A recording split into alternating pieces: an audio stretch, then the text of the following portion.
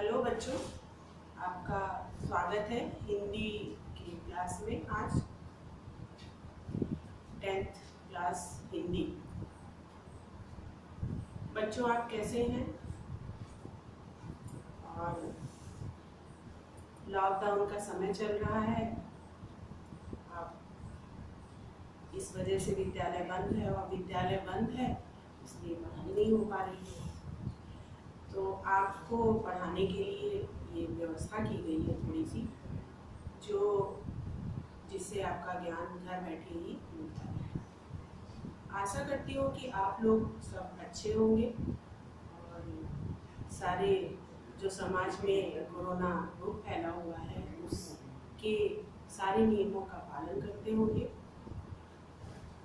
और अब साथ साथ सरकार जो नियम बनाई है उसको ध्यान में रखते हुए आप स्वयं भी सुरक्षित रहें और अपने परिवार को भी सुरक्षित रखने, यही मेरी शुभकामनाएं। आइए अब मैं आपको हिंदी की कक्षा में पद्य साहित्य के इतिहास के बारे में कुछ बताना चाहती हूँ। काव्य साहित्य जो है हमारा समाज का दर्पण होता है। समाज का साहित्य जो है उसकी जन प्रतिनिधियों के चित्त वृत्तियों पर आधारित होता है। हमारा समाज जो सोचता है, समझता है और जिन वृत्तियों को धारण करता है उसी से हमारा समाज सुरक्षित रहता है और हम उसी को साहित्य के रूप में देखते हैं। जनता जिस विचारों को लेकर के साथ में चलती है वह हिंदी साहित्य में, और उस हिंदी जनता अपने साहित्य और जनता के विचारों को लेकर के जब साहित्य बनाया जाता है तो हिंदी समाज में, हिंदी साहित्य में उसे हिंदी साहित्य कहा जाता है। हिंदी साहित्य के काल विभाजन के बारे में मैं आपको आज बताना चाहती हूँ। हिंदी साहित्य के काल विभाजन को 4 भागों में बांटा गया और साहित्य रचना की दृष्टि से कवियों के विचारों को देखते हुए साहित्य का काल विभाजन किया गया और उसे 4 भागों में बांटा गया। पहला आता है आदिकाल, जिसे वीर गाथा काल कहते हैं, जो 769 से 1343 तक माना जाता है। आप ध्यान से सुनिएगा। पहला है आदिकाल, जिसे वीर गाथा काल कहा जाता है, जो 769 से 1343 तक माना जाता है। दूसरा भक्ति काल है, जिसे पूर्व मध्यकाल भी कहा जाता है, और वो 1343 से 1643 तक माना जाता है। बच्चों, समझ में आ रहा है? एस मैम सुनने की आदत पड़ गई है बच्चों, इसलिए रुकना पड़ रहा है। तीसरा लिखिए रीतिकाल, उत्तर मध्यकाल, जो 1643 से 1648 तक माना जाता है। चौथा है आधुनिक काल, जिसे गद्य काल भी कहते हैं, जो 1668 से 1668 तक माना जाता है, और उस 1668 से लेकर आज तक आधुनिक काल है, जो गद्य काल के रूप में भी माना जाता है।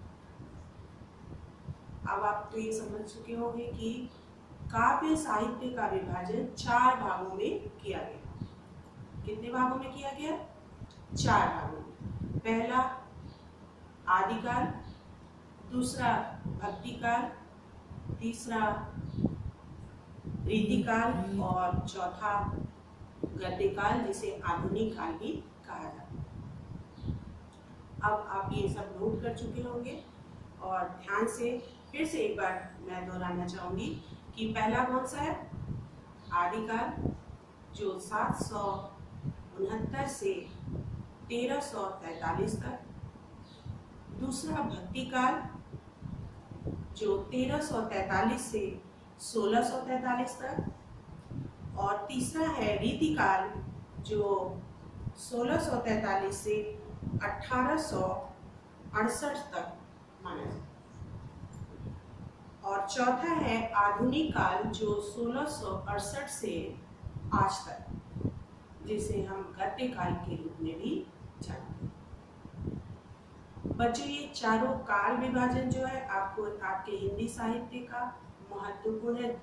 और आदिकाल, वीरगाथा काल, भक्ति काल, ये रीति काल और आधुनिक काल सभी हिंदी साहित्य में महत्वपूर्ण स्थान रखते हैं।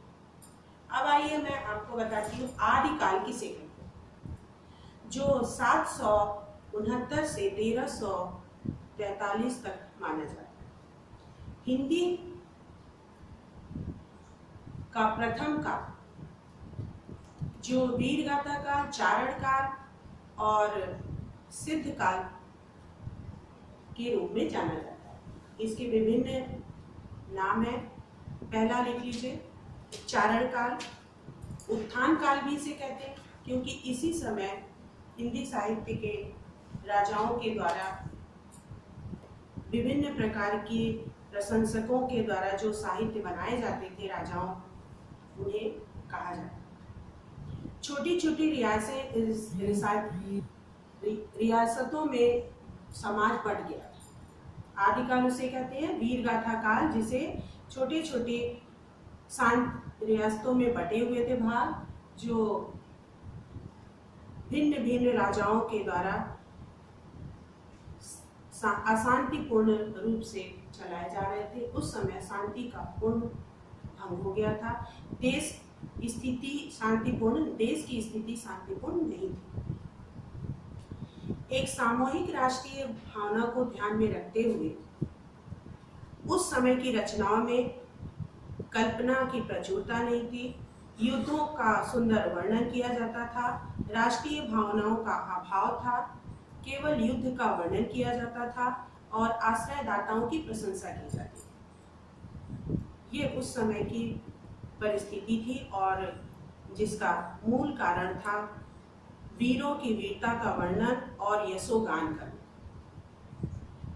आश्रयदाताओं की प्रशंसा करना, युद्धों का वर्णन करना। इस प्रकार से आप वीरगाथा काल और आदिकाल समझ गए होंगे। आदिकाल किसे कहते हैं और वो कब से कब तक माना जाता है, उसकी विशेषता क्या है और उसे दो रूपों में देखा जाता था। कितने रूपों में देखा जाता था? दो रूपों में। पहला प्रबंध काव्य के रूप में, जो साहित्य के रूप में देखा जाता था, और दूसरा वीर काल के रूप में, जो वीरता की प्रशंसा की जाती थी। कवि या लेखक वहाँ जो भी थे वो राजाओं की प्रशंसा किया करते थे। इस प्रकार से हमारे आदिकाल अर्थात वीरगाथा काल को दो भागों में बांट दिया गया था। पहला प्रबंध काव्य और दूसरा वीर काल। प्रबंध काव्य साहित्य रूप में था और वीर काल यशोगान के रूप में माना जाता था। इस प्रकार से आपको आज आदिकाल और वीरगाथा काल के बारे में मैंने बताया। बच्चों, आज के पार्ट 1 में आदिकाल को आप अच्छी तरह से ध्यान में रखकर पढ़िए घर में और सुरक्षित रहिए।